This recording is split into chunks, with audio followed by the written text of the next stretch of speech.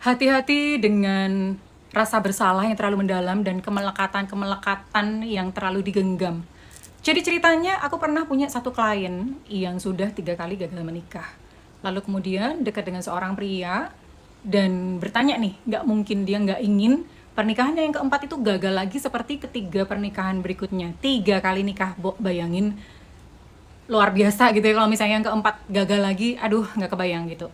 Dan waktu itu saya tanya, kemiripan apa atau ada kesamaan apa di antara ketiga suaminya yang dia cerai itu? Dan dia jawab, tiga-tiganya anak mama. Oke. Lalu kemudian saya bertanya, oke, kamu punya adik laki-laki atau anak laki-laki mungkin? Karena usianya masih muda, jadi ya dia punyanya adik laki-laki ya, yang sudah dewasa tentunya. Jadi pada saat masa kecil ya, ini adalah wanita ini adalah anak dari seorang yang kaya raya. Jadi masa kecilnya hidupnya enak, bahagia, apa-apa keturutan, semua bisa didapatkan dengan mudah. Tapi sayangnya pada saat si adik laki-laki ini lahir, kondisi rumah itu berbalik 180 derajat. Bapaknya bangkrut, langsung mereka jatuh miskin.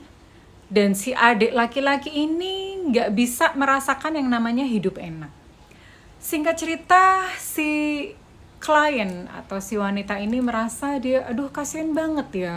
Kita tuh kami bersaudara, maksudnya dia dan keluarga yang lainnya dan adik-adik dan kakaknya itu sempat merasakan kehidupan yang enak, kehidupan yang berkelimpahan, sementara adiknya laki-laki tidak sempat mengalami hal itu. Dan timbullah rasa bersalah di dalam batinnya.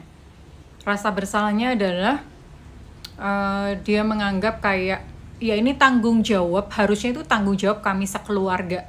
Tanggung jawab dia termasuk salah satunya untuk memberikan kehidupan yang layak buat adiknya. Dan dia memiliki beban, memiliki tanggung jawab sebagai seorang kakak untuk gimana caranya itu mendorong atau merawat, memelihara, gimana caranya lah pokoknya adiknya ini bisa happy, bisa bahagia.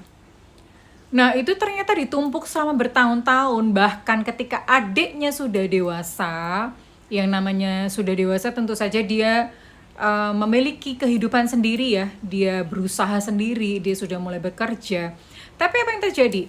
Si perempuan ini walaupun adiknya sudah bisa mandiri, sudah bisa jalan sendiri, si perempuan ini dia terus mencari sosok yang dia bisa rawat, dia bisa asuh, dia bisa emong, dibahagiain bagaimana caranya melalui sosok suami yang anak mama itu tadi.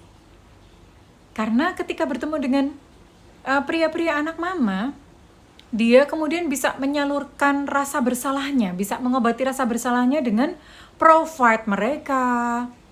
Laki-laki loh ya, ini si perempuan yang kerja cari duit apa segala macam untuk provide suami-suaminya, otomatis rumah tangga tidak berjalan dengan semestinya karena yang pria tidak berfungsi sebagaimana seorang suami.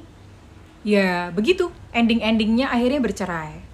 Kenal lagi dengan laki-laki lain kemudian bercerai lagi. Kenal lagi dengan laki-laki lain kemudian bercerai lagi. Karena itu tadi, timbunan-timbunan rasa bersalahnya membuat dia senantiasa mencari pria-pria yang seperti itu.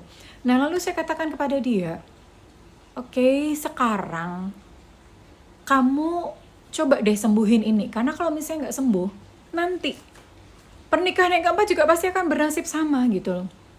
Sekarang beritahu kepada dirimu sendiri bahwa adikmu baik-baik saja. Dia memiliki pelajaran sendiri dari Tuhan. Dia memiliki pelajaran sendiri dari semesta. Izinkan adikmu berjalan, menyelesaikan PR-nya sendiri. Izinkan adikmu menyelesaikan pelajarannya sendiri. Jadi kebahagiaan adik kamu itu bukanlah tanggung jawab dari kamu. Kamu sudah melakukan tugas dan tanggung jawab yang terbaik sebagai seorang kakak kepada adikmu. Caranya bagaimana? Yaitu mesti diperkatakan terus-menerus. Mesti diperkatakan kepada diri sendiri. Jadi pikiran bawah sadar itu dikasih pengertian bahwa Tugasnya sebagai seorang kakak sudah selesai sampai di sini. Biar dia bisa putus gitu ya, biar dia bisa putus dengan siklus yang terus-menerus itu.